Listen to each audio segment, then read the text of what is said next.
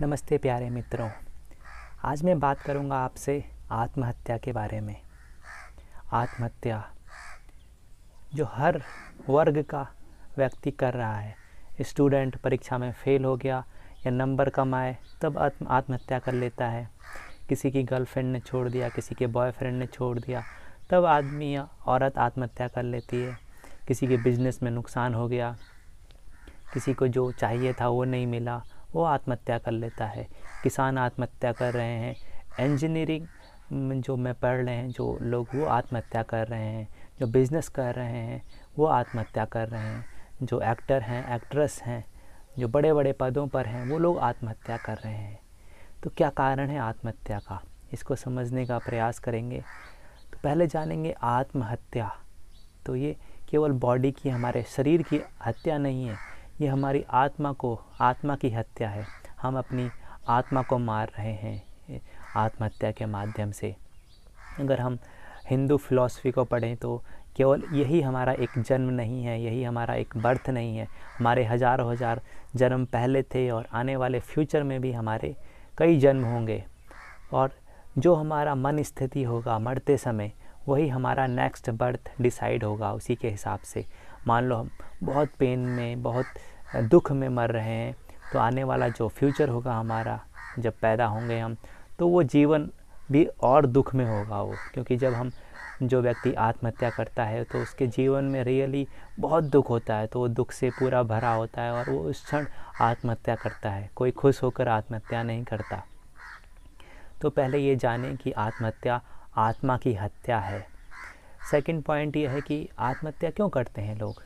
तो सबसे बड़ी बात यह है कि हम बहुत बड़ी बड़ी आशाएं करते हैं अपने जीवन में। हम बहुत बड़े बड़े डिज़ायर कर लेते हैं कि हमको ये चाहिए, ये चाहिए, और जब वो हमको नहीं मिलते तो हम डिप्रेशन में चले जाते हैं। हम बहुत दुखी हो जाते हैं एकदम से। किसी ने बोला कि कोई स्टूडेंट है, वो बोलता है कि मुझे 99% नंबर चाहिए। अगर उसके 98 या 95% नंबर भी आते हैं तो वो दुखी हो जाता है पूरा। वो ये नहीं सोचता कि मुझे कम से कम इतने तो मिले, 99 ना सही पर 95% तो मिले, और वो उसकी वजह से दुखी हो जाता है। वो खुश नहीं होता कि मुझे इतने मिले, तो उसकी आशाएं थी यहाँ तक और उसको मिला यहाँ पर, तो उसका जीवन दुख में चले जाता है, एकदम से डिप्रेशन में चले जाता है।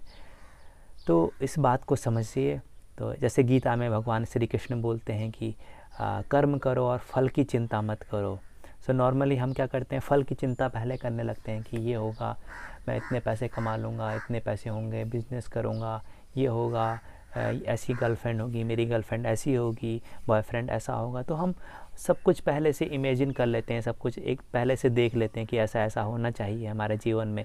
और जब हमारी ज़िंदगी, हमारी लाइफ उस हिसाब से नहीं चलती है तो हम दुखी हो जाते हैं, हम पीड़ा में चले जाते हैं, डिप्रेशन और अवसाद की स्थिति में चले जाते हैं। तो पहली बात ये समझनी चाहिए कि हमको कर्म करना चाहिए। अब हम जो कर्म कर रहे हैं उसमें हमारा पूरा फोकस होना चाहिए। हम जो कर्म कर रहे हैं उसको 100% करना चाहिए। और मे बी फल पॉजिटिव भी आ सकता है और नेगेटिव भी, क्योंकि फल डिपेंड करता है आसपास के वातावरण पर, बहुत सारी परिस्थितियों पर डिपेंड करता है फल।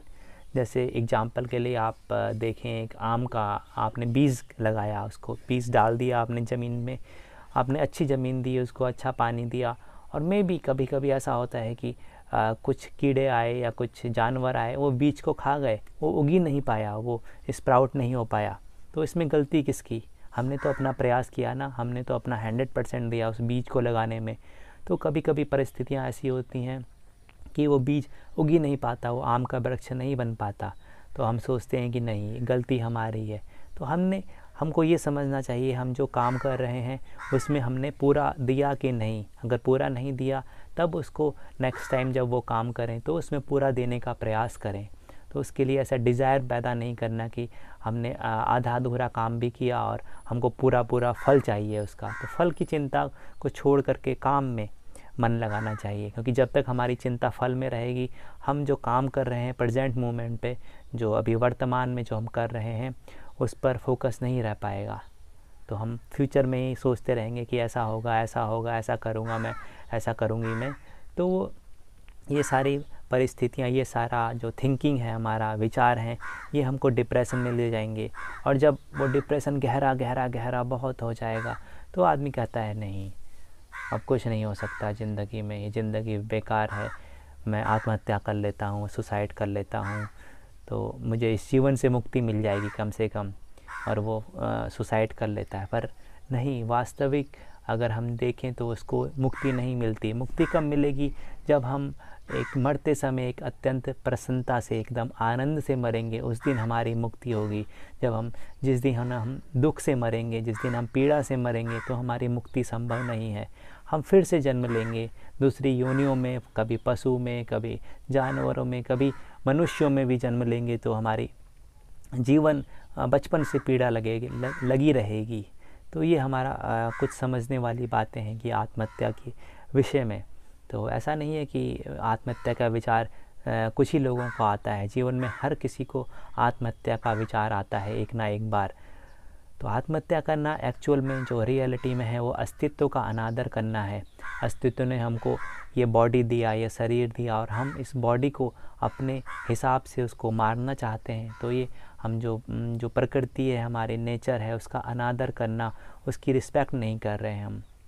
तो अगर आपको भी विचार आते हैं ऐसे डिप्रेशन के, ऐसे आत्महत्या के, तो स्टार्ट कीजिए अपने शरीर से, अपने शरीर को प्रेम कीजिए, क्योंकि हर किसी का यहाँ मकसद होता है इस धरती पर आने का। ऐसा नहीं है कि बिना मकसद के यहाँ हम पैदा हो गए। हर किसी का कोई ना कोई एक मकसद होता है, और जब हम उस मकसद को, उस जो गोल बोलते हैं उसको फाइंड कर लेते हैं, उसको प्राप्त कर लेते हैं, जब हम उसको जान लेते हैं कि अच्छा मेरा गोल ये है कि मुझे ये काम करना है, कि इस काम में मैं सबसे अच्छा हूँ, तो हम उस काम में, उस जो हम काम कर रहे हैं उसमें फुल एनर्जी से, फुल पावर से लग जाते हैं उसको।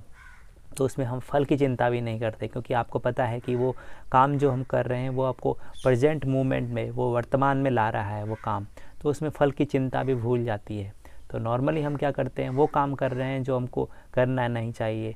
मान लो किसी को डॉक्टर बनना था, वो म्यूजिशियन बना है, ऐसा होता नहीं है, पर तो किसी को म्यूजिशियन बनना था, वो डॉक्टर बना हुआ है। किसी को आर्टिस्ट पेंटिंग करनी थी, वो इंजीनियरिंग में प्रवेश किया है उसने। तो उसकी ज़िंदगी दो भागों में बटी हुई है, एक तो बोलता है कि इधर जाओ, एक बोलता है कि इधर जाओ।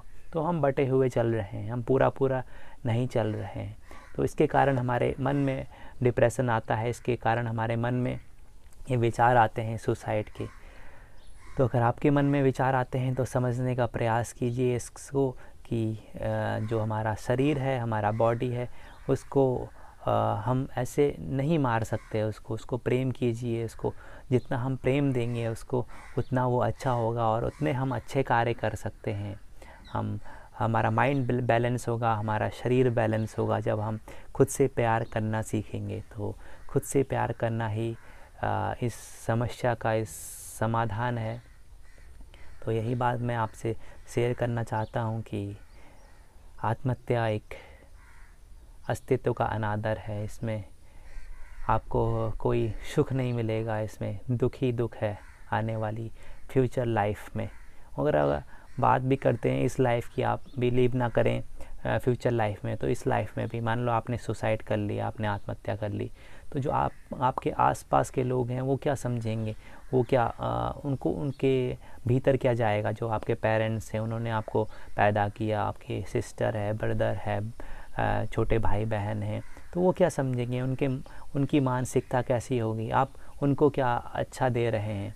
तो हमारा एक्चुअल में जन्म हुआ है कुछ समाज को, कुछ इस प्रकृति को कुछ अच्छा देने का, कुछ उसको ब्यूटीफुल, उसको सुंदर बनाने के लिए। पर जब हम आत्महत्या करते हैं तो हम कम्प्लीटली उसको डिस्ट्रॉय कर रहे हैं। जो हमारा रियल पर्पज़ है, उसको सुंदर बनाना, उसको प्रेम से भरना इस प्रकृति को, पर हम उसको पूरी तरह से बर्बाद कर रहे हैं। तो इनको विचार कीजिए, इन बातों को समझिए, अपने जीवन में उतारिए, और आशा करता हूँ आप इन विचारों से मुक्त हो सकें, और अपने आप को प्रेम कीजिए, इस प्रकृति को प्रेम कीजिए। मे बी आपकी सिचुएशन अभी बहुत ख़राब हो, मे बी आपका फाइनेंशियल कंडीशन, जो आपका आर्थिक स्थिति है, बहुत ख़राब हो, मे बी आपके घर में आपकी बनती ना हो, मे बी आपका गर्लफ्रेंड और बॉयफ्रेंड ने आपको छोड़ दिया हो, पर नहीं, वो कुछ टाइम के लिए फेस आएगा, फिर वो चला जाएगा। तो उस फेस में अपने आप को सुसाइड के इस ख़तरनाक उसमें मत ले जाइए। तो उस फेस को बस रहने दीजिए, क्योंकि वो रिमेंबर, ये एक छोटा सा पॉइंट है कि यहाँ हर चीज़ पास हो जाती है। Everything is passing, everything is not fix है। सब कुछ चेंज हो रहा है, यहाँ हर कुछ बदल रहा है। तो मान लो अभी आपको डिप्रेशन है, अभी आपको मानसिक तनाव है, तो वो भी कुछ टाइम के बाद बदल जाएगा। बस उसका वेट कीजिए। अपने आप को योगा में, अपने आप को स्पिरिचुअल में, अपने आप को इस मेडिटेशन में, ध्यान में और प्रेम में ले जाइए। तो वो अपने आप से आपके अंदर की जो रियल क्वालिटी है, रियल आपको जो करना है लाइफ में, वो अपने आप से निकल कर आएगा आपके अंदर से। क्योंकि सब कुछ हमारा भीतर पड़ा हुआ है, सारे खजाने हमारे भीतर हैं, पर हम निकालते नहीं हैं उनको। तो जिस दिन हमको निकालने आ जाएंगे वो खजाने, उस दिन हमारी जीवन, उस दिन हमारी लाइफ सुंदर हो जाएगी, हमारी लाइफ प्रेम से भर जाएगी और ध्यान से भर जाएगी। तो यही मेरा मैसेज था आज आपके लिए। तो आशा करता हूँ आपने इस मैसेज को, इस संदेश को सुना हो और आपके जीवन में जागे ध्यान और प्रेम। आपका मंगल हो। धन्यवाद।